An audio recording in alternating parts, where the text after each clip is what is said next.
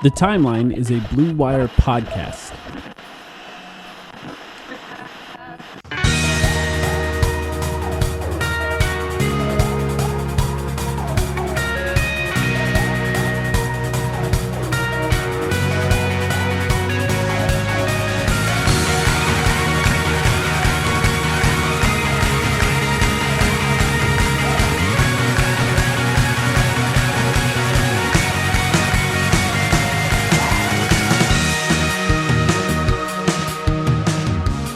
Welcome to the Timeline of Phoenix Suns podcast. My name is Mike, here with Sam. As always, Sam, how you doing?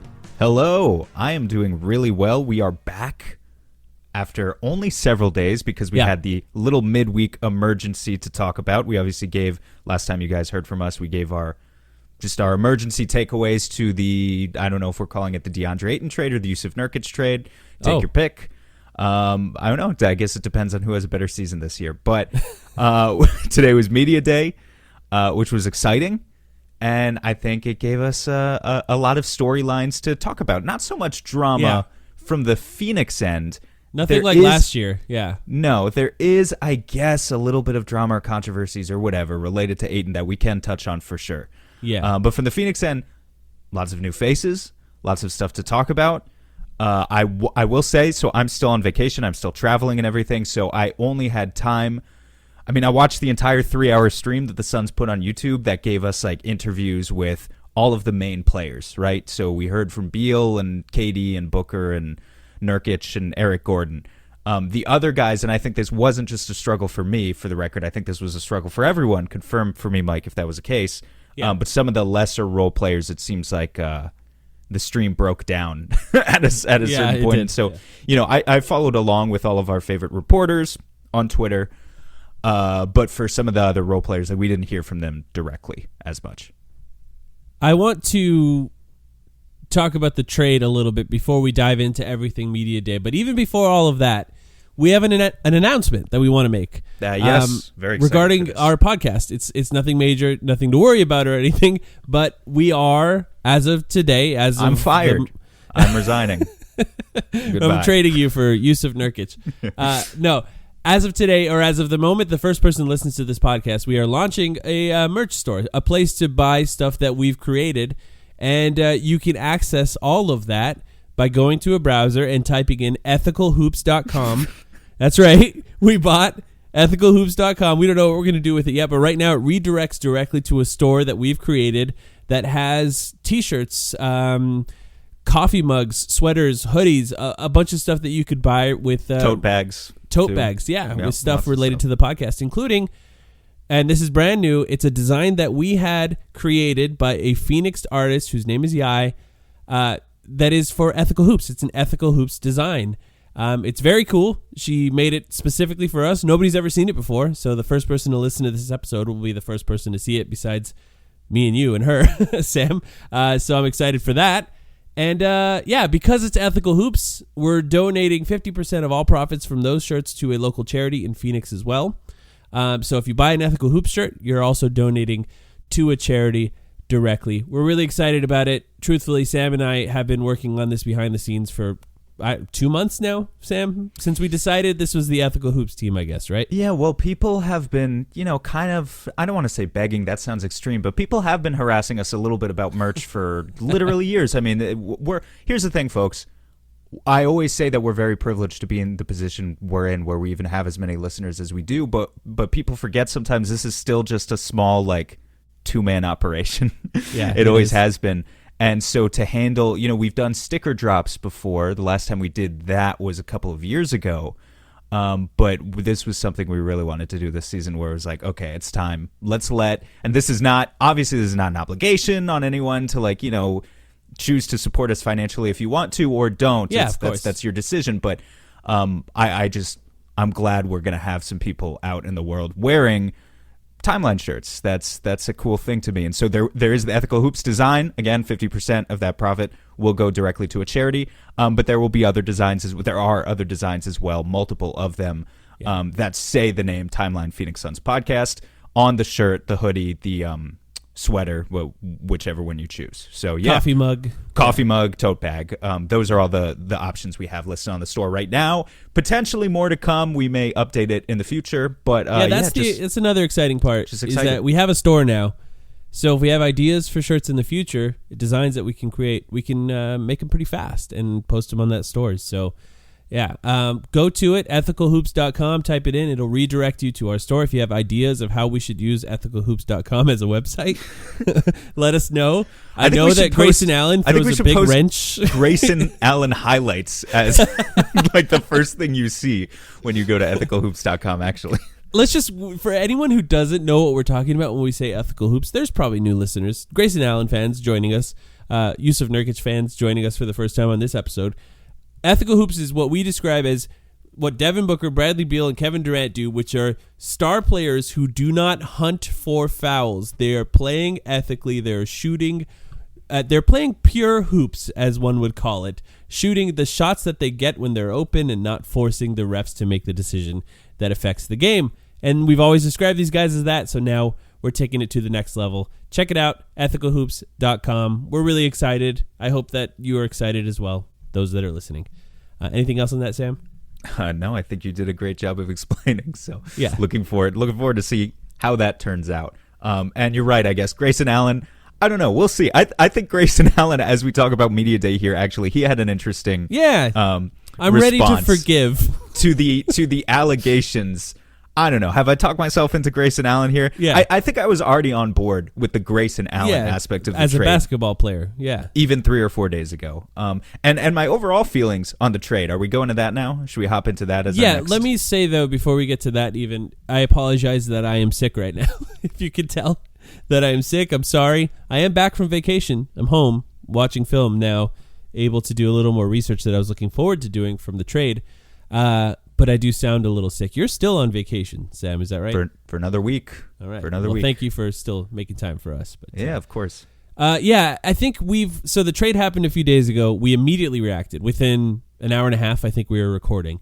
And so we obviously gave our initial reactions, our initial thoughts. Now we've had time to think about it. And I think in some ways, for me at least, move on from the thought process of, was this good value, to thinking about how does this fit? What does this look like? What's it going to be?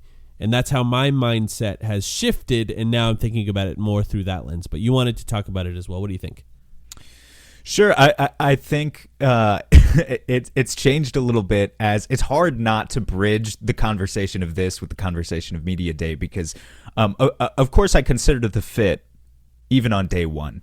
I think, maybe it didn't reflect so much in that initial conversation we had, but definitely we were already thinking about, what are Nurkic's, like, let's talk about Yusuf Nurkic, the centerpiece of this package. What are his strengths? Well, we know he can hold up mostly defensively. We know he can hold up mostly as a rebounder and all that, as a screen setter, but it's the passing. It's like this is the thing that is coming in, that you are plugging into the Sun system at the 5 position that was not there before. And then you go into Media Day today, and you hear person after person, whether it was Matt Ishbia, or who's asked all of these basketball questions as well, or James Jones, or Bartlestein, or Frank Vogel, or just like guy after guy, and it's like, well, what are you getting here in Yusuf Nurkic? And it's the answers are consistent.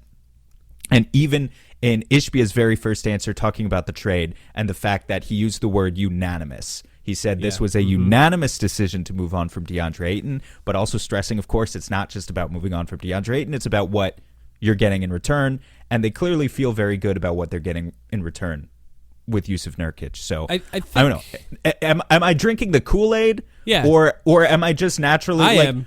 I just watched 3 straight hours of people telling me exactly what I want to hear.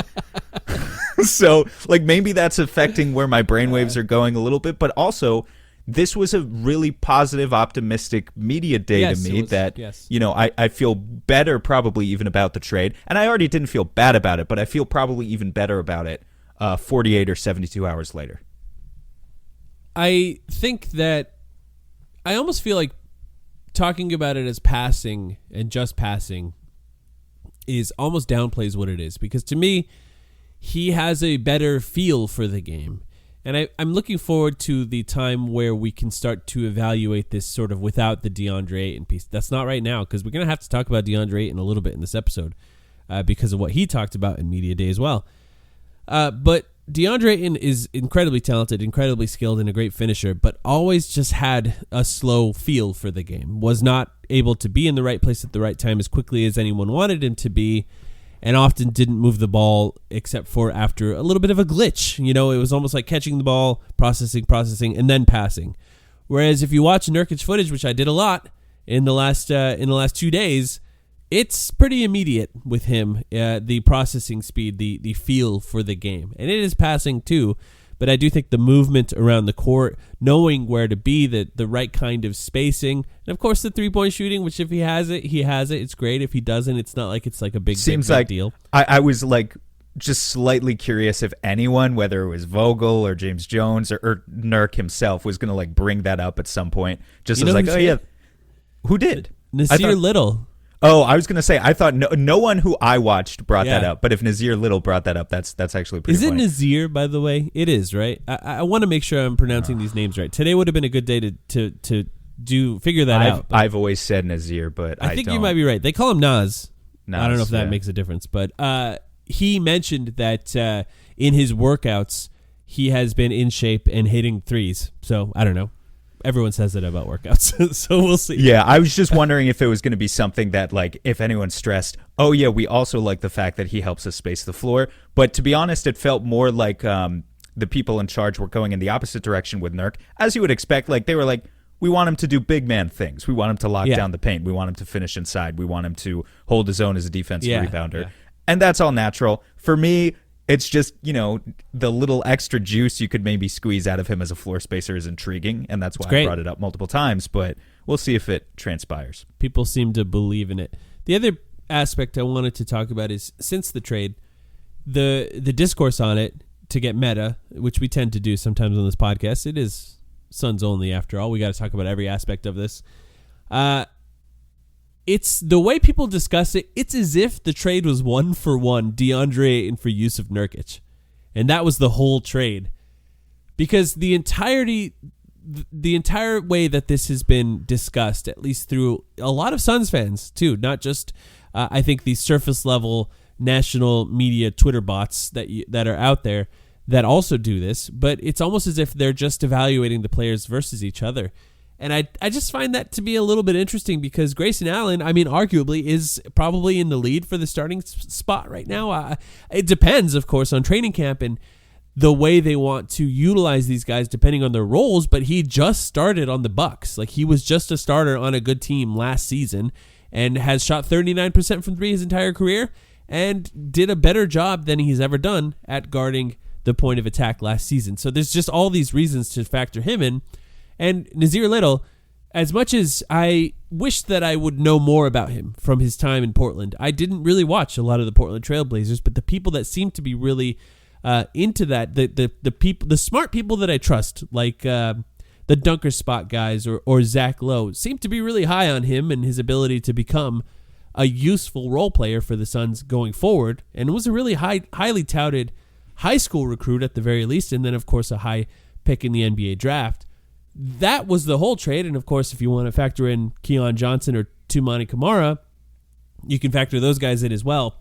But it is a little bigger, I think, than people are discussing it as. No doubt. I just want to make sure to factor all of those in if we're trying to evaluate value on the trade. Well, yeah, and just, you know, again, so I didn't watch the Nasir Little portion today, so I don't know exactly what he said. With Grayson Allen, though, I thought it felt like people were making an effort to bring up Grayson's name throughout in their questions. You know, Frank Vogel said something interesting at one point when he was asked about Grayson. I think he basically said that, like, you know, there are a lot of guys who are irritants in the NBA because these are the types of players naturally that you would think Frank Vogel would like. He's a defensive-minded coach. Yeah. But he said, he made sure to say, it's rare that you get an irritant who is as skilled as Grayson Allen, who has the shooting and the ability to make the right pass and the ability to, you know, create for himself a little bit off the dribble, and just can kind of combine all of those skills into one package. This is not, basically he was saying, he didn't mention anyone by name, but this is not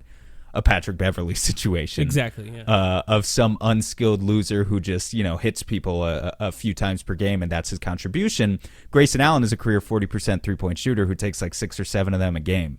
Can also dribble the ball a little bit, make the right read, has a good assist-to-turnover ratio throughout his career. So, he's a top 6 or 7 player on the Suns. Probably they got deeper. That's probably the worst case, not the worst case scenario, but that's probably a conservative estimate. So he's legit. And they got deeper in playoff guys. Nurkic, notwithstanding, his health always matters, but so does KD's, so does Devin Booker's, so does Bradley Beal's. There's a lot of, and if you want to even go beyond that, so does Steph Curry, so does Klay Thompson, so does Chris Middleton, so does Damian Lillard. All of these teams have concerns when it comes to health. So it is what it is. I did find myself, the more and more I thought about the trade, and the more I learned that the Suns seemed to be really high on Jusuf Nurkic, I wanted to see why. And I do just kind of see why. We'll talk more about him as we get to him when we go through some of these media day quotes. But you ready to jump into it? Because we got a lot to talk about, I think, here. I am so ready. I think there's 2 things I want to say from just a large general perspective, and then I think we can start with Matt Ishbia, who was first. And the first one is, this to me felt so different from last year because the entirety of Robert Sarver was looming over last season, and DeAndre and moping around last season was a big deal. And I guess we have to talk about Ayton. We'll throw that in at the end here. But it just felt so much, and it's funny. I was planning on talking about this, and then Kellen wrote it as of course, Kellen, exactly on the money. This felt like a new era, a lot more than obviously last media day did. But like Kevin Durant trade was in the middle of the season, and it's just all felt different. It all felt kind of thrown together at the end there. Nothing felt quite right, and now this media day just felt like the real beginning of a new era, the real beginning of the Matt Ishbia era of the Phoenix Suns. Just him speaking first. I don't know if I ever remember Robert Sarver speaking at media day at all, not to mention just being actually one of the more interesting ones. He made a presence, right? But he would usually just pass it off to whoever the general manager was immediately. He like didn't say much at all. Standing behind a Sith Lord. Yeah. I mean, look, Ishbia is definitely a little bit different from Sarver in terms of his how many people referenced his energy throughout. So if you didn't watch the Ishbia presser or the Ishbia aspect of Media Day Today Live, you could probably imagine what it was like if you've ever listened to him talk. Right. He's just amped up and ready to go. Like you don't even have to turn him on. You just give him the mic and let him talk, and he's talking a mile a minute. He's coherent and everything, and he's making points, but like he's excited. His energy gets the best of him sometimes. He's just that amped up. He was a great way to lead off. The other just large, big picture takeaway, and we'll talk more about it when we get to his comments, but the extent to which that this is Devin Booker's team now, and that the leadership responsibilities and the personality of the team now just flows out from him, I think was a dramatic shift, because even if he was the best player on the team, even if he was sort of the son of the Suns, if you will, over the last few years, Chris Paul was still here. And the personality, the leadership style, the style of basketball that you have to play when it comes to playing with Chris Paul, that kind of flowed out from Chris Paul. He was the main leader of the team. And he's gone now. And, Devin Booker came out first. He did last year too, but it was a little different when he comes out first when Kevin Durant's on the team. There's just this, I think, message, intentional or not, that this is the Devin Booker team now. And what happens as a result of that is going to be interesting. This is not discounting anything that Bradley Beal or Kevin Durant bring to it, but this is his 9th year playing for the same team, and these players came to his city, and they're playing on his team. And it's just a shift in what I'm used to in this team, and the extent to which it all flows down from Devin Booker is more than it ever has been, I think. Right, and there's a reason, naturally, to question that if you're looking at who they are as basketball players, because, of course, there's still this annoying question of, who's even the better basketball player? Who averages the most points, or something like that. Who cares, Right, to us, it doesn't matter. We just want to win. And more importantly, to the players, it doesn't matter. They just want to, as they emphasize many times, they just want to win basketball games. But when you talk about it in terms of the leadership aspect specifically, like Vogel was asked about this too, and he gave an answer that I really liked, talking about all of his guys are going to lead in different ways. I think I apologize. I'm not going to remember who all of these specific questions came from. Yeah, of course. But just by the way, shout out to those guys out there asking questions. They rule. Of course. With maybe one exception. We don't have to get into that. One quick question. How's it going? How are you? What's it like, man? Yeah. Well, okay, if we're going to get into that, every player looked like just taken aback by that guy's specific questions, just like perturbed by like, it's just like, this guy really again. But anyway, I guess they're all used to it at this point. They're in the media. If anyone in the media happens to be listening to this, maybe they'll get a laugh out of us doing the subtweet. Anyway, Vogel was asked about leadership and talking about how everyone leads in their own different ways. He said, you essentially you have to stay true to who you are. And it wouldn't make sense. Kevin Durant is not Chris Paul. Kevin Durant is an all-time legend, and you respect who he is on the basketball court and what he's capable of. But the way in which he's going to lead, he's a lead by example. He's going to maybe push you, or in the way he conducts himself, essentially, in the locker room, in practice. Like, you're going to see him pushing himself to be the best he possibly can be, and that's going to be the way through which he tries to motivate you. He's not going to yell at you like he's Chris Paul. That's just not who he is. And so, a little bit more of the responsibility now maybe falls onto Devin Booker than it did before to take on the vocal role of leadership. And I think he's ready for that role. I think Book just naturally is a little bit more of like kind of a hybrid. He's not going to be like Chris Paul, but he's also not all the way on the other end of the spectrum where I think you would probably place Kevin Durant, of just Book cares about hooping first and foremost. I don't think he's 100% just like, I only care about hooping like KD is. I think he's a little bit more vocal than that. So he's the guy now. He is the guy where the heads turn to him and listen to him first and foremost. It is absolutely his team. I even think that the sort of tenor and attitudes at Media Day almost reflected his, just all business, and I think part of that was DeAndre Ayton was never all business, really, other than maybe last offseason. It was always kind of a little silly and fun. This one was almost kind of boring in a way, in not a bad way. I think it's really interesting to hardcore Suns fans and just hearing how people talk about stuff. But it wasn't really like fun in a way. It was fun in that you're excited for them to be good.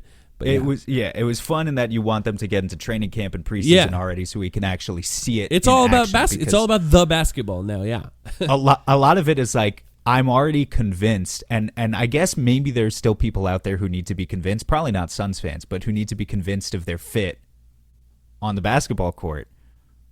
I've been there for months, though. Do you want to talk about DeAndre Ayton first before we get into, because I really want to talk about... Yeah, we've already kind of referenced him a few times. But sure. Go ahead. We just got to cover that real quick. Well, I mean, the question is, I guess, so he seems to be happy in Portland. He said a lot of interesting quotes, and most of them were what you expect out of DeAndre Ayton, saying that he's dominating. That's what he plans on bringing to the court. All the things that he says. There was some interesting Chauncey Billups quotes about not giving him the ball every time like he's Joel Embiid. That's not his role, which is, of course, anyone who's watched him play for this whole career knows that that's not his role. He can, that's a recipe for a ton of turnovers.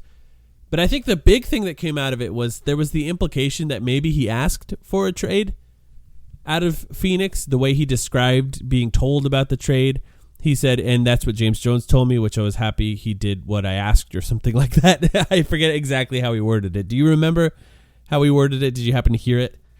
I did hear it, and now I forgot exactly. Yeah, something like that, right? Yeah, catered to his wishes or something. There you go. Yeah, yeah. And I think the question people want to know is, did he ask for a trade? And kind of doesn't matter. I don't care. Look, here's what I really think. I think the most likely, and this is not sourced or anything. I want to make that clear. I think the most likely thing that happened is he didn't want to play in Phoenix anymore.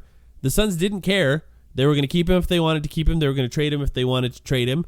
And they got to a point where they were like, we're going to trade him. There is a lot of evidence based on the way Nurkic talked about it and some articles that were written about the Damian Lillard trade that the Suns knew that they were trading him to Portland months ago. And this was all just hammering out the details for a Damian Lillard trade before training camp. And that was it. Maybe even the Suns, this is not also in any articles, but maybe the Suns even pushed for it to happen before training camp, kind of putting the pressure on the Portland Trailblazers to make it happen before training camp. But yeah, I think it's possible he wasn't happy here. If you care, if it's something you're interested in, I at least find it interesting that he wasn't happy on a contender and he's really happy on a team that's trying to lose, Right. But well, it is what it is, It's a whole different situation. If you're asking yourself, why isn't he happy here? Maybe it's the contract, maybe it's the trade rumors. But there's only two other people still here, really. James Jones, Devin Booker. Everything else is different at this point, so I'm not sure exactly what he's unhappy with. Monty Williams is gone. If anything, it's further proof that it wasn't Monty. Sure, it wasn't Chris Paul, it wasn't Monty. Well, right. Eventually there's no one left to blame or point fingers at. Look, for DA, it's not a good look. Not that I care, because we have to move on. And after this conversation, I really do want to move on. But if we're addressing it today, it is a bad look for him to say this sort of thing, because there are two options. Either he's telling the truth, in which exactly what transpired is what you're describing. He was on a contending team and chose to demand a trade to what is going to be a pretty bad team. And was ecstatic to be on a bad team. Right, yeah. Which makes him look like a loser. I mean, I just, I don't think there's another way to describe the thought process of someone who thinks like that, right? Like, that is a losing mindset, literally, in the NBA, if ever there is one in a player. The other option is that he's lying, which is totally possible. He was, he's just trying to pump himself up at media day and protect his ego a little bit, which doesn't make him look great either, in my opinion. So, I don't think it shouldn't matter for the Suns, because the Suns have moved on. They feel good about the package that they got back, and they're ready to embrace this new era. But yeah, if that was the drama of the day coming from DeAndre Ayton, well, I don't know how much it really works in his favor either way. Listen, life's all about leveling up. Whether you're handling business on the field or kicking it in your zone, you like to celebrate with cigars that match the moment. That's why you should link up with Famous Cigars to bring you a wild deal. Right now, you can grab 8 premium cigars for just $8. You heard that right. 8 top-rated cigars at $1 a stick. Top quality brands like Oliva, Romeo y Julieta, and Davidoff. Hand-picked just for you and worth over $80. Hit up famouscigars.com/cam and lock in this exclusive deal. While you're there, check out their insane selection of premium cigars, all shipped fresh and fast from their massive 20,000 square foot humidor. That's half a football field. Famous Cigars has been in the game since 1939 and still family owned. So celebrate every win with the folks at Famous. 8 cigars for $8. famouscigars.com/cam.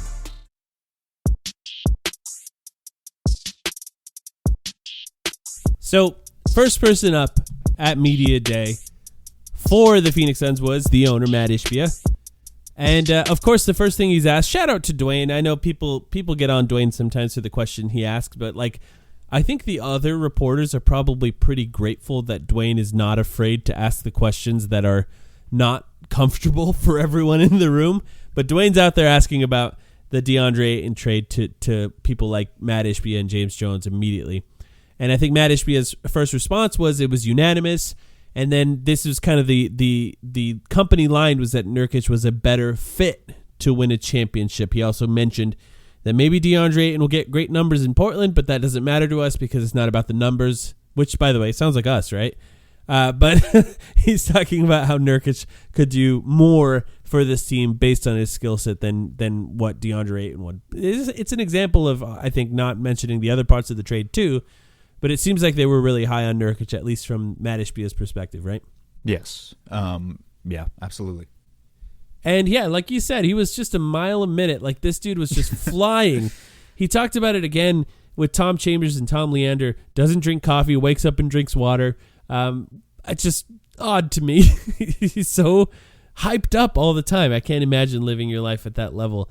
But anything else for Matt Ishbia stand out to you? I have a few notes too, but anything else stand out to you? No, I mean, it's mostly just his energy. It's not so much about what Ishbia said specifically, but what the next couple of guys said about Ishbia that's more interesting to me. So I think we can go. Do you have any notes on what Josh Bartelstein, the CEO little of the bit. Suns, said. A little bit. Who traditionally, it was interesting to me that he was the second in line, because I do feel like we should make the note of, here on this podcast, I don't know how much this has been the case in other reporting coverage of the team, but I feel like we've neglected the role that Josh Bartelstein has played with the Suns a little bit, because it's been framed to us in the past as, this is a guy, he took over 6 months ago in this new role.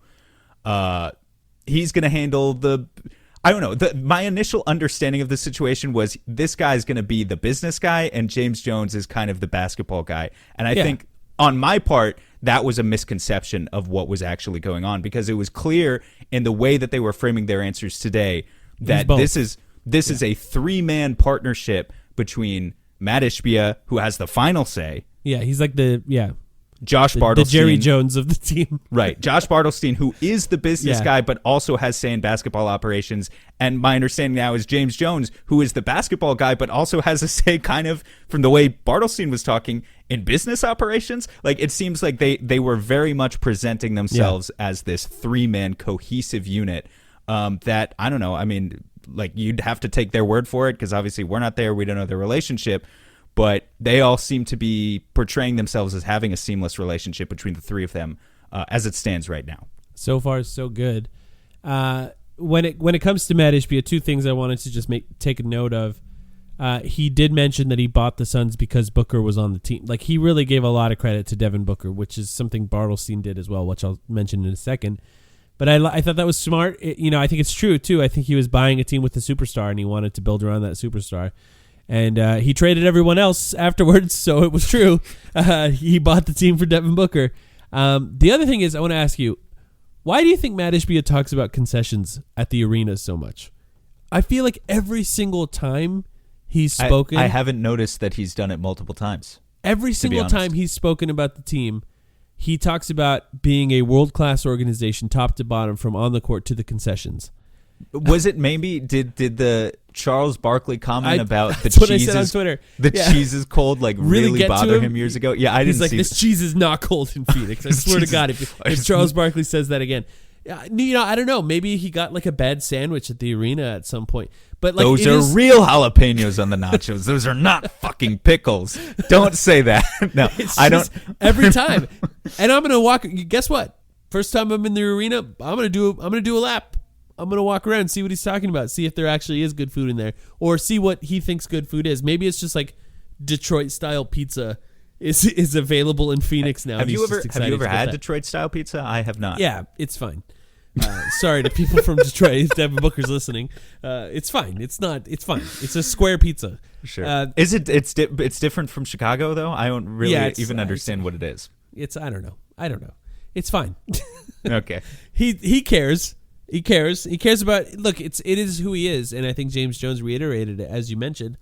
He's a guy who cares about every single little tiny detail, and I think the way he talks about concessions maybe is just to prove his point that he's involved in even the food that people eat in the arena. Right. And, it is just funny that he's brought it up every single time, and it's just stuck out to me every single time. One, because they've already improved a lot since they did the remodeling of the arena, so the food's been good in the arena for a while now. And I thought, well, he's changing it. Maybe it'll get even better. But he's brought it up every time. So we'll see. And that's it for him. Now, Bartelstein, you started talking about Bartelstein a little bit. First of all, had you ever heard him speak before today? No. There are a couple guys. There are a couple guys who either I had never heard them speak today, until today, I guess Bartelstein was the only one, or who it had been so long since I had heard them speak that it made me laugh. But we'll get to maybe that again later when we talk about who I'm referencing.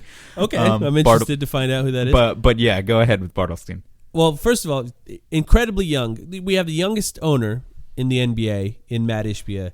Bartelstein has to be one of the youngest, whatever position he's in, call it what it is. It's a CEO, I think, technically, but it is sort of this combination of president of basketball operations and business operations. Right. He's 34 for the record, for anyone out there who doesn't know. Very young, and spoke a little bit. I didn't think he had much that stuck out to me as far as what he said, other than he said they want Devin Booker to be a Phoenix Suns player forever. Which is just, that's throwing chum out to Suns fans. We all want that. So I thought that was a really good thing to note. And I believe them. I genuinely believe them. He mentioned that they were talking about this team all the time which, before the DeAndre Ayton trade, take from that what you will. Let's just say Devin Booker was not surprised by DeAndre Ayton being traded, and Josh Bartelstein mentioning that they talk all the time about changes that are made from the team. I think it's pretty clear, pretty evident that Booker was not surprised by that. But yeah, anything else from him stand out to you? Well, yeah, I think for me, the main takeaway here is the affirmations, again, of the job that Matt Ishbia is doing as owner, because first of all, he said Ishbia was the guy who sat us down, was like, second apron, don't care, blow through it. Like, and that's something we had heard people report that before, so that wasn't new information, but it was nice to hear it attached to a new face. And he was also directly asked about kind of who has the final decision. And of course, he has to say this in his position, but just admitting out there on the podium, final decision is Matt's. That was Ishbia's. Good. Yeah, and the way that's a good question. Whoever asked that, I liked the way that he put it, as it's his job and James's job combined to present a menu of options.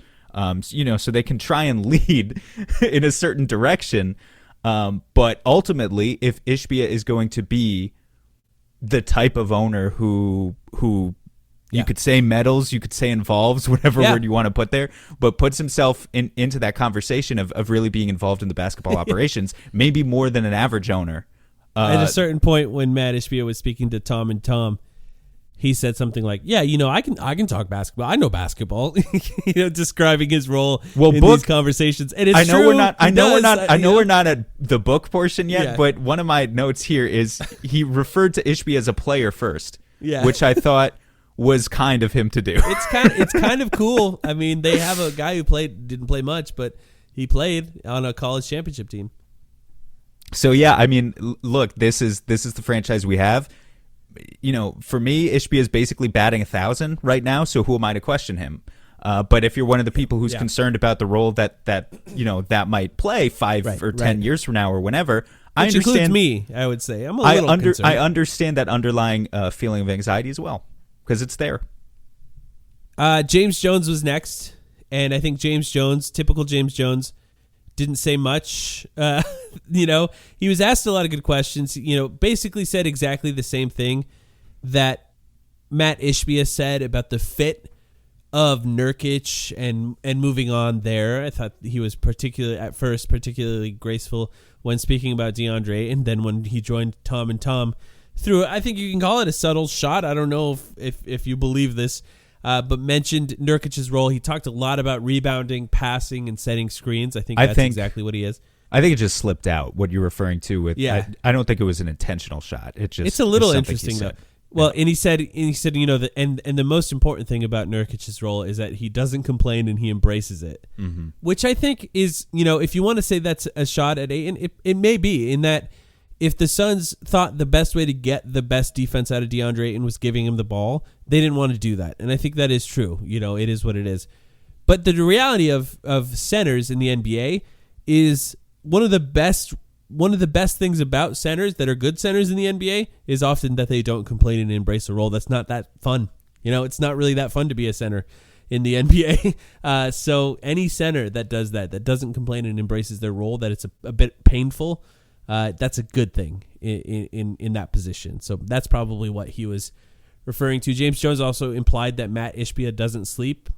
He's like a vampire or something. And needs time to sleep and eat. Basically, the rest of them need time to catch up to Ishbia, which, that tracks. Anything else from James Jones stick out to you? I thought it was pretty typical James Jones stuff. Yes, it was. He is so good at speaking. Not saying anything. He is so good at speaking without saying anything. He's really good at it. There was one good moment when somebody, I think it was a meme. It was a meme. Actually. Amin Al-Hassan. So Amin Al-Hassan asked, how long were you engaged with Portland in trade discussions on Nurkic?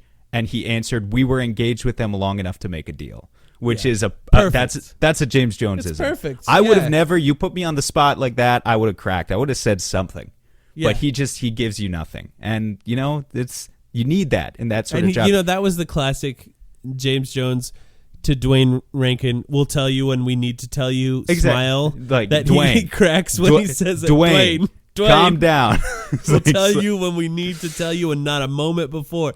And also the fact, he's just not sentimental which you can't be in his job. Now, of course, he gets asked about basically the entire team except for Booker is gone from 2 years ago. How do you feel about that? And he'll give the concessions of, well, you develop personal relationships with all these guys, and that part of the business is difficult. But I think he also said, basically, I can't afford to look backwards. It's always forward-looking. There's no hint of sentimentality in the way that he approaches building his basketball roster, which, again, as we move out of the era of DeAndre Ayton and into the Jusuf Nurkic chapter of Suns history, or the big three, Booker, Beal, Durant era, really. You need that. You need that quality in someone who's leading your organization. It's true. He was also asked about ball handling. I think a question that will continue to prop up, here and there with this team. And he mentioned he thinks the Suns have enough ball handling. Of course, he's going to say that at this point. He mentioned Eric Gordon and Goodwin as ball handlers outside of the big three guys in the starting lineup.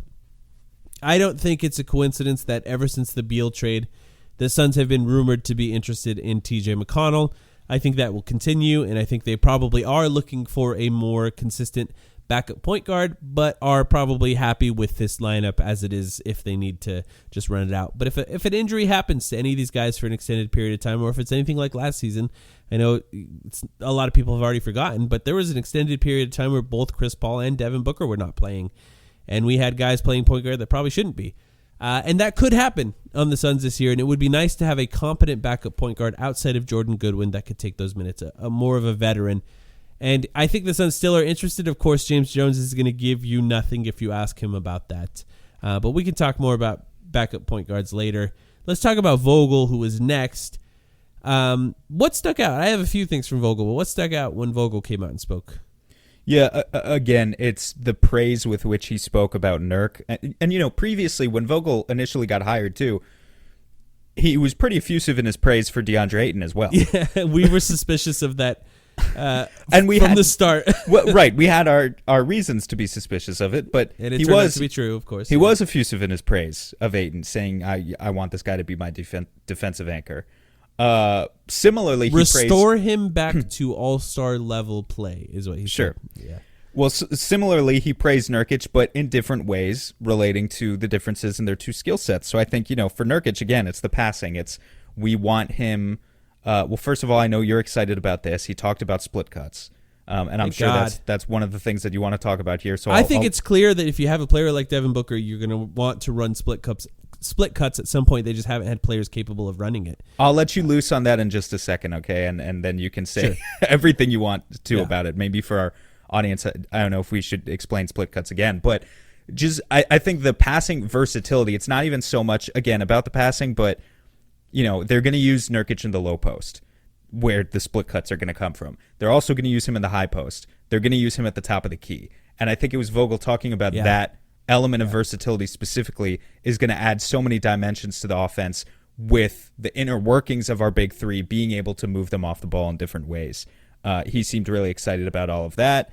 And then he also mentioned, I think it was him and maybe someone else, maybe James Jones, talking about him as a really, really good defensive rebounder.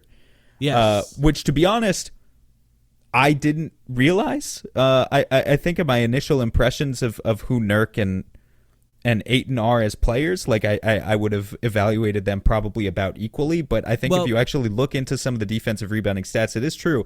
Nurk has an edge. If you look at their raw numbers, you have to factor in that Nurkic played significantly less minutes than DeAndre Ayton per game. Right. So the per game numbers are lower, but the rebound rate on defensive rebounds is much higher, or not much higher, but significant enough to point out with Nurkic. And he's 280 pounds.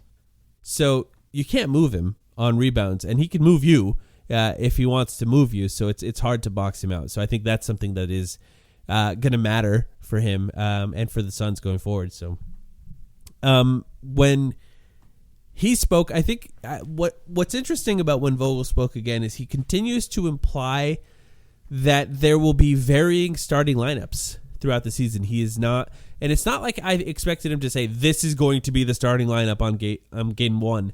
We know four of them at this point. If Nurkic is starting, which I think he is, we know who four of them are going to be. But we don't know who that fifth person is going to be, and he does not want to say it, and that's fine because it's training camp, whatever. But he also doesn't want to say they're going to have one starting lineup. He wants to say that they're going to have different ones throughout the season that they're going to try out. And maybe there's some value in that, trying to experiment with things that they might have to do when it comes to the playoffs. But it's just a little weird to me. I want the Suns to be dictating the terms of other teams, not the other way around. Mm-hmm. But there's just certain lineups, I think, where they're going to have to go with different types of lineups. And I guess we're just going to have to get used to that. Such is the problem with having so many wing players. Again, this was the downside of the trade, is that I do legitimately like Grayson Allen, but he was not a good enough fifth starter to be clear, like head and shoulders above all of these other people in the conversation. Yeah. So it's going to continue to be a conversation, whether we like it or not. He also mentioned, this is something that we haven't spoken about yet, but Damian Lee, it sounds like a meniscus tear. They're calling it a meniscus injury, mm-hmm. But he said, really kind of getting that Suns James Jones culture. Vogel refused to say what the injury was and how long he'll be out, which I don't think Vogel did when he was on other teams. That's clearly a James Jones thing. He's learning how to avoid those questions, but he said out for a while, and it sounded like when he said it, by the tone of his voice, he meant a long time. Yeah, some people have speculated, by the way, because of course the Suns still need to cut a couple of players to get down to 15 names, notwithstanding or not including the two-way guys. Some people have speculated about Damian Lee there, just online, nothing sourced here. I would just say that I think there's other guys who are going to be on the chopping block before Damian Lee, especially if they think he can come back at some point this season. This is a guy who shot 44% from deep on pretty high volume last year. He wasn't in my 10-man rotation personally before the trade went down, but he was just on the outskirts to where I think he could play minutes, serious minutes for this team this year. So I would keep Damian Lee if at all possible, if I believe there's an opportunity for him to even play a few months out of the season. That said, makes the case more compelling for Grayson Allen even a little bit more than it previously was, because, again, Allen's a shooter, and he also brings the defense, so that's going to matter.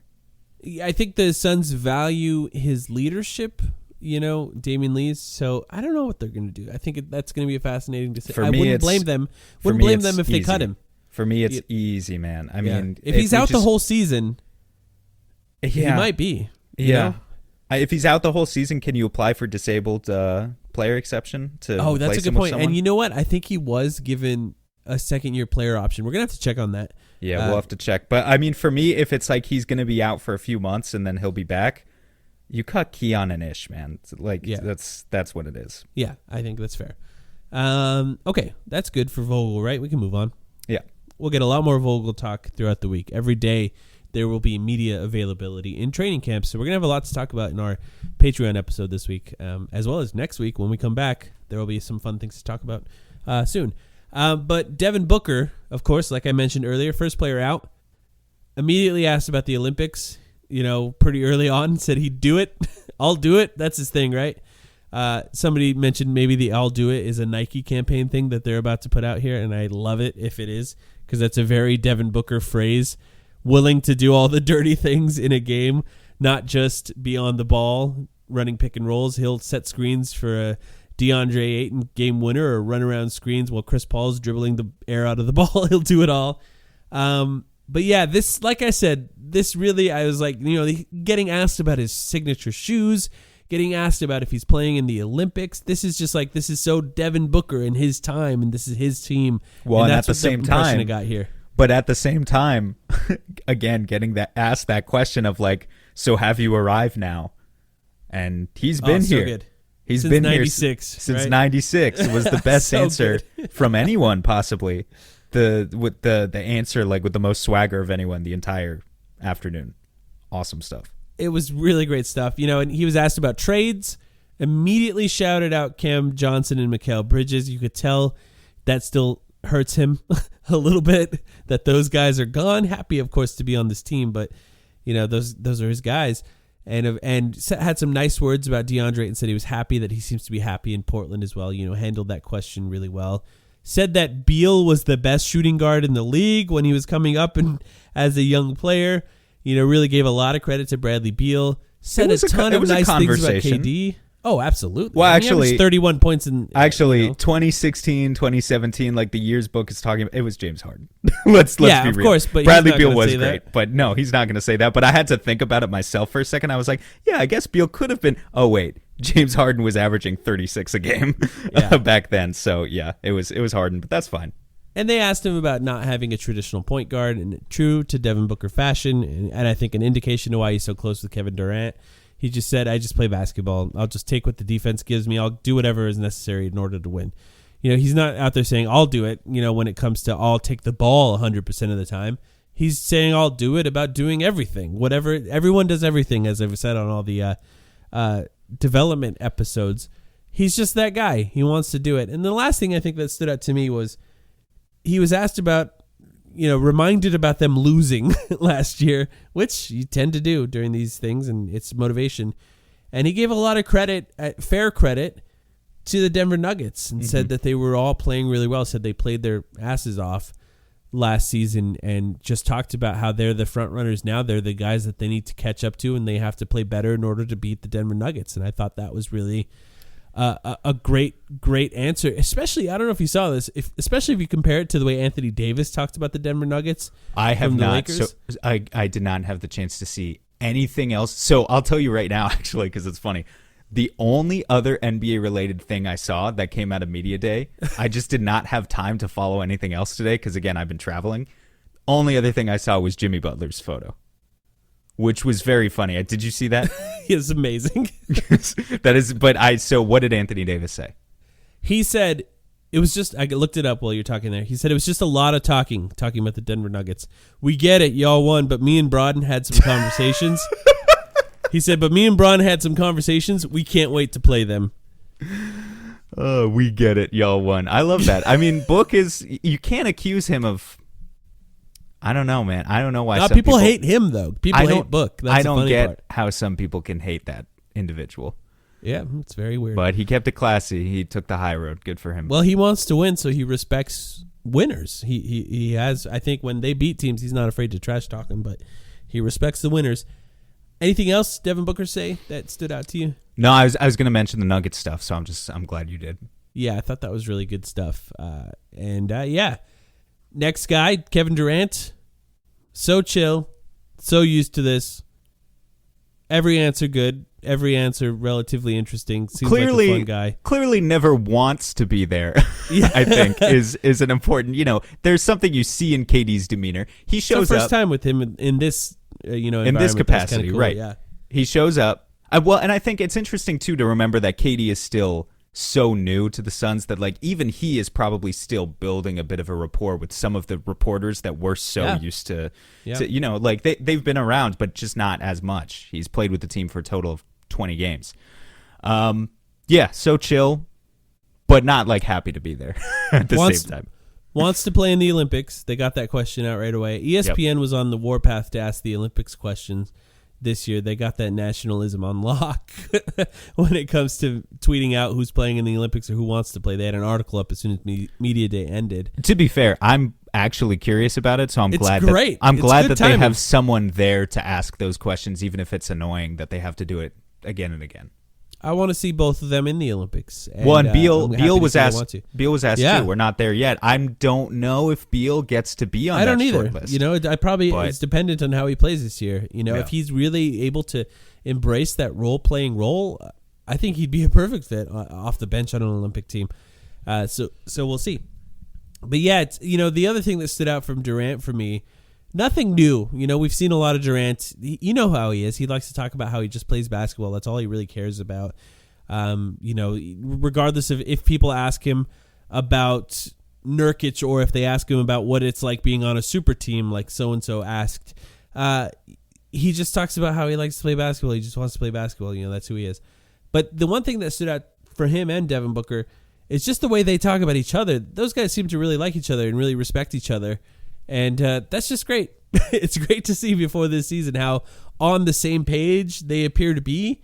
Of course they're going to say that here, but sometimes you can tell, like last year for the Suns, when things are not necessarily all on the same page. But Durant and Booker as the two huge superstars on this team, they're very much on the same page right now, and that's exciting to me. And he's ready to be pushed by these other two guys too. I actually think he gave a pretty interesting answer. Yeah, he said that, yeah. He slipped in that it was important for his development as a player to be around greats. Which At the stage of his career, too, he added as part of that, which I thought was interesting. I just think that's an interesting way to phrase that, because you don't always, you just don't hear star players, I guess, justified in that way a lot of times, but it makes sense. Of course, that you would want to be around other greats because they're the ones typically who have the best work ethic. And yeah. And actually, that's what Beal talked about, since we're talking about him next. True, yes. He said the mindset of work and working hard on this team, he described it as unreal. Which is like when I talk about this team sort of reflecting Devin Booker, the culture of this team now reflecting Devin Booker and who he is, that's the type of thing I mean. Everyone is there to work really hard now. And I think that is reflected by, Durant's always been that way, but the way that Bradley Beal talked about both Devin Booker and Kevin Durant is from that perspective. And it's all business now. They're here to try to win a championship, and everything is aligned with that same goal. Are we talking about Bradley Beal officially now? Yes. Maybe my biggest takeaway here, other than, I don't know, like kind of some top level stuff from out of all the players who spoke, maybe my biggest takeaway was I really freaking love Bradley Beal already. He seems so great, man. I totally agree. He is gracious. He is totally sociable and gregarious in a way that charming. I never hold it against. Let me be very clear. I never hold it against KD, the attitude he takes with the media, because I understand why there's that coldness. Like the media has tried to abuse their relationship with him in many ways and tries to like kind of coax him into certain answers. So I totally get it. But to see someone with the approach of Bradley Beal, who is totally gregarious and just this smiling, positive guy, and is giving great answers, like just great answers one after another. I have full faith in his ability to like do a good job on the court this season. So he's going to be a fan favorite, I think, because he seems like an awesome guy. The answer that he gave about, kind of who's the point guard, whatever. Yeah. But what was so funny about the way he answered it, he was like, a traditional point guard would just slow our offense down, which obviously he was not thinking about Chris Paul when he said even this. Maybe a little bit. In hindsight, it's kind of a funny image. When you say traditional point guard, who else do you think of at this right, point? So he's the only one left. He was like, a traditional point guard would just slow us down. Get the ball to Book. Get the ball to KD, and let's get this thing moving. So like good. It's just That's so good. The way he said that. Like, fuck getting the defensive rebound and turning around, and like if they're applying ball pressure on Chris Paul, then who do I give the ball to? Like, just give the ball to one of the top scorers in the NBA and let's go. And I love that answer. It was so clear that he is coming into this situation with 0% ego, 100% ready to embrace whatever role, whatever like a the good Suns guy. have him. Yeah. He said it's the best team he's ever been on. He said, people say I picked the Suns. It's not true. They picked me. They came to him. They recruited him. And it sounds like, based on the way he talked about how Kevin Durant and Devin Booker talked to him, it sounds like they recruited him pretty hard in order to get him to use his no-trade clause to get over to the Suns. This is a new situation for him more than anyone else. So for him to talk about it that way is really important. And I think, you don't agree to come to this team unless you understand it. He had a lot of respect for Durant, and they've known each other forever, but then had some really nice glowing praise about Devin Booker and how he's developed his game. And I think he understands his role in that. And, if you want to call it sort of the hierarchy of players, you can call it that, but I don't think they see it that way. But if they do and if they had to, I think he understands. I think it's implied here. I'm just really excited for him too. Just hearing him talk, and when we had Joe House on the podcast, dude loved Bradley Beal and his personality and said he was great in the community. You can just see it. It just kind of comes off of him when he speaks. So I'm pretty excited for him as well. I'm glad you had that reaction.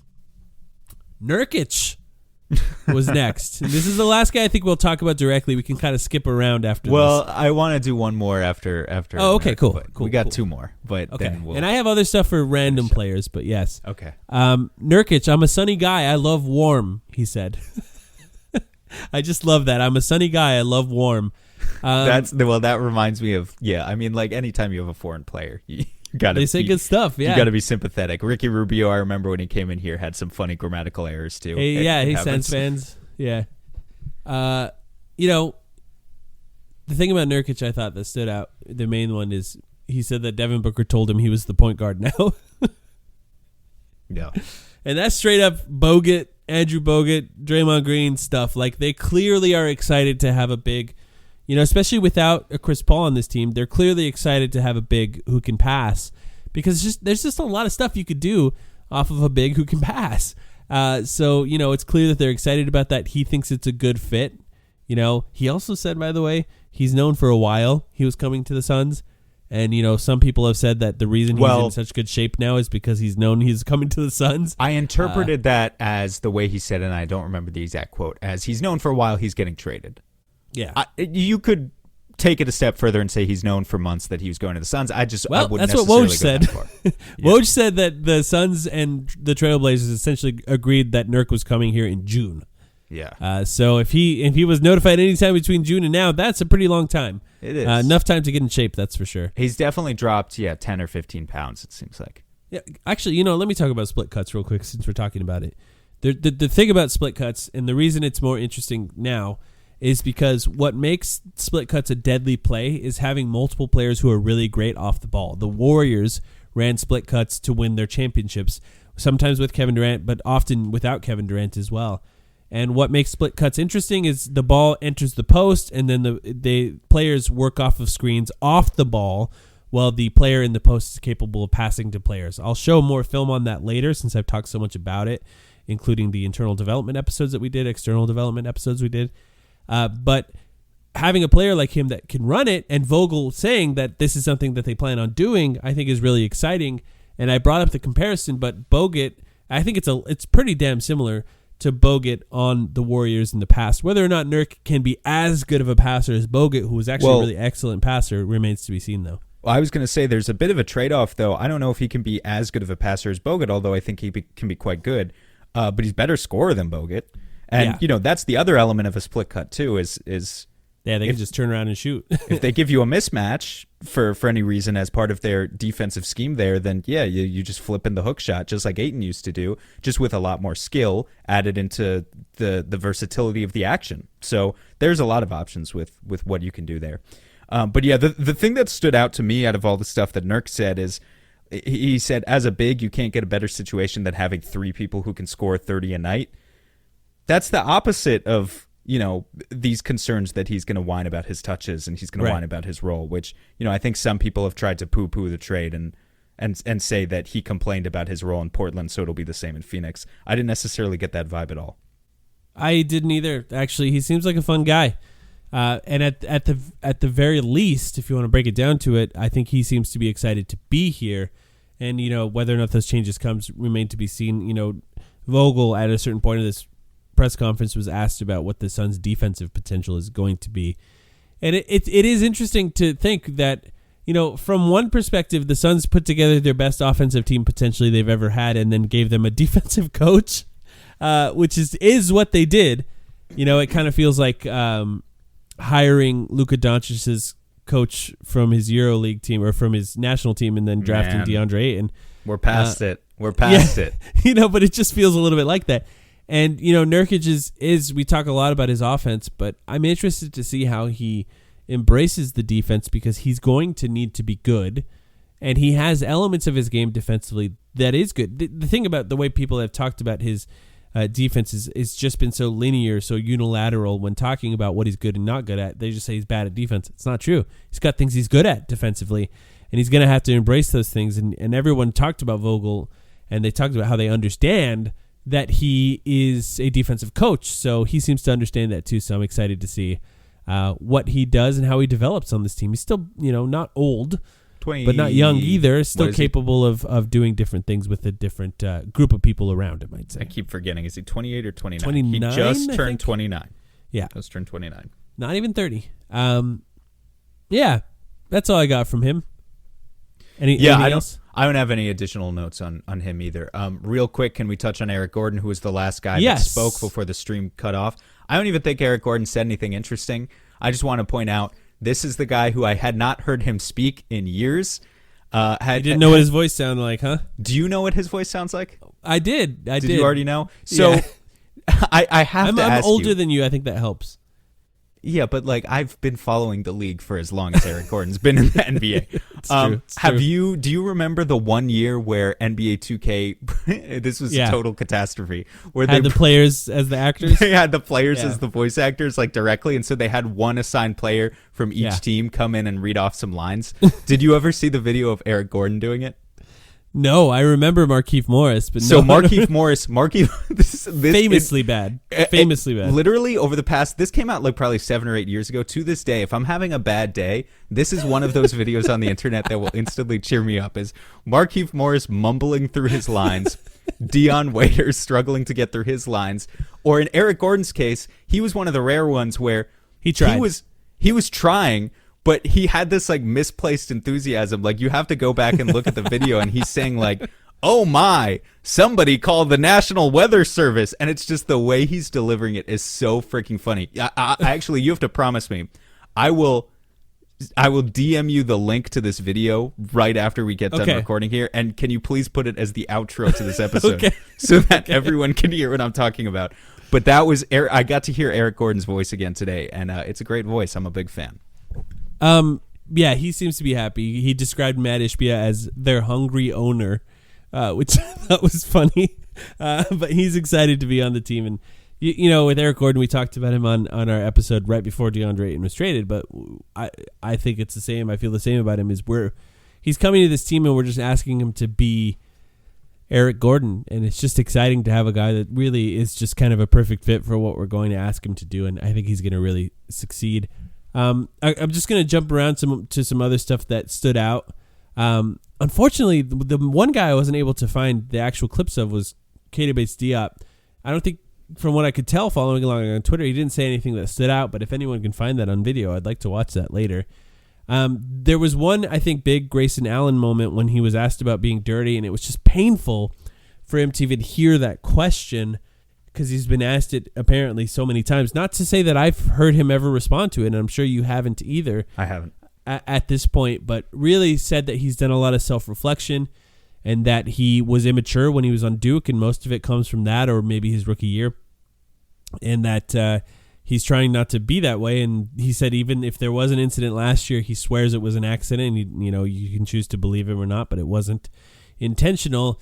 And it did seem really genuine. It didn't seem like somebody, maybe I'm just trying to put those ethical hoops glasses on and see this from that angle.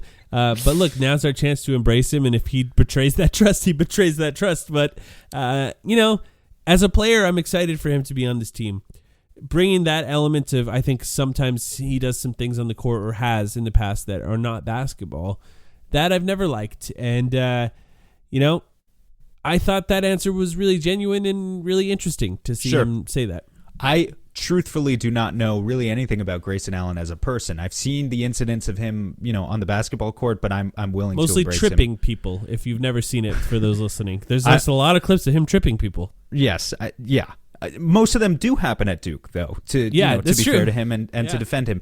I'm not at a point, just because he's on our side, I'm not at a point where I feel the need to defend him to the death over, if he crosses a line this year, then he crosses a line this year, and I'll be prepared to not support him, I would hope, in those cases. But I'm at least willing to give him a chance as well.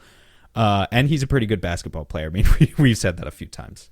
He's a good fit on this team in general. He's like everything that everyone pretends that Landry Shamet is what Grayson Allen is.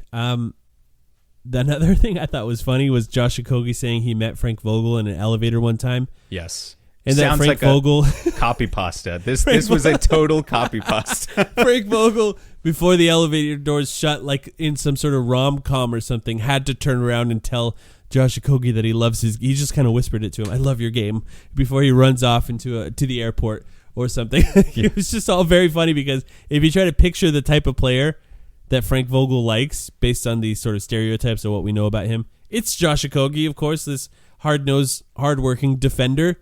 But I thought that was a really funny story. Trying not to get in trouble for any sort of tampering, but whispered to Josh Okogie that he loves his game. I mean, that's not against any type of rules. Just say I love your game. I don't know. The rules are unclear to me. Any other quotes that stood out to you? No, unfortunately. I mean, I quickly looked through, what some of these other guys said. Watanabe was asked about his connection with KD. Seems like he's really excited to be here. Other guys, I'm not sure that there's anything else that came out from the lesser role players that really piqued my interest. Bol I liked them all. They were all interesting. But Yusuf Nurkic made fun of Bol and said that he's not a big man. Good. What a weird question to ask Nurkic too. Yeah, which and I'm not sure who asked that. Sorry, but Bol was later asked that question as well, and he said he considers himself both.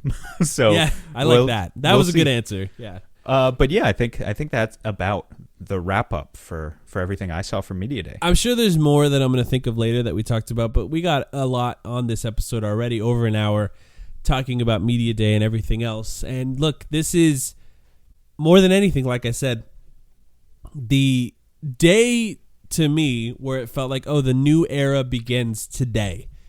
Today is the day where it's now the post Chris Paul team, the post Robert Sarver team. This is the team. And I'm extremely excited to see them play. I think if Media Day was meant to drum up excitement, might be different for fans of the Portland Trailblazers or the Philadelphia 76ers. But for the Suns, who have a good team, it definitely worked on me. I'm really, really excited to see this team. I think it's a team full of guys who seem genuine and excited to be here with the goal of winning a championship. And that's all you can really ask for from this team, right? Absolutely. We are not in turmoil like some of these other franchises are. Yeah. We're in really good shape right now. Again, I said this 3 days ago, but regardless of how you feel about the trade, if you're not over the trade, if you didn't like it yet, to be honest, I think you'll get there. I think you just need to see these guys play and mesh a little bit on the basketball court. But we're right there. There are other teams that are making some interesting moves. We haven't really talked about the Celtics loading up. We haven't had a chance to I haven't even really had a chance to think about that trade. We can maybe get to that next week Patreon or something. Yeah, I think a week from today. It's the Celtics, the Bucks, and the Nuggets.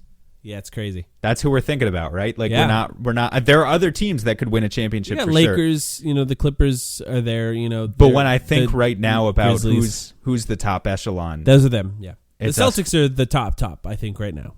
Yeah, but that trade is good. To me, it's us four. Yes, there's these four teams, and we get to be in that elite group, which right there is a privilege. And now we just got to go seize it. A week from today, we'll be able to be at the very least online talking about basketball. Next weekend, hopefully, we'll have our annual over-unders episode up. We can talk about our predictions for the season, talk about preseason as it comes, and of course, training camp this week. We'll get all kinds of quotes from that. If you want to hear us talk about that, you can join our Patreon at patreon.com/thetimeline. In fact, if you're a patron right now, if you're listening and you're a patron, we're going to give one of you a shirt of your choice at some point in the next week from our ethicalhoops.com store. So check it out, ethicalhoops.com, if you want a shirt. And if you're a patron, we'll announce it on our next episode. One of you is going to get a free one, and you can choose which one. But thank you, everyone, for listening. Check it out, ethicalhoops.com. Very excited for this season. We'll be back midweek with a Patreon episode next week with our over-unders episode. Thanks, everyone. Oh, my. Someone called the National Weather Service. We had an unanticipated storm in the building tonight.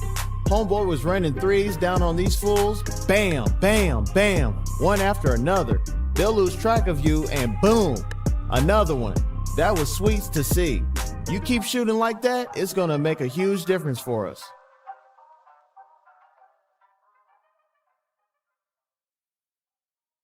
For over a century, Johnny Walker has shared its bold spirit with the game of golf. Now, crafted with Devereaux Golf, Johnny Walker introduces the Johnny Walker Blue Label-inspired Sunday Golf Bag, elevating the game with sleek design, Blue Label hues, and refined gold accents.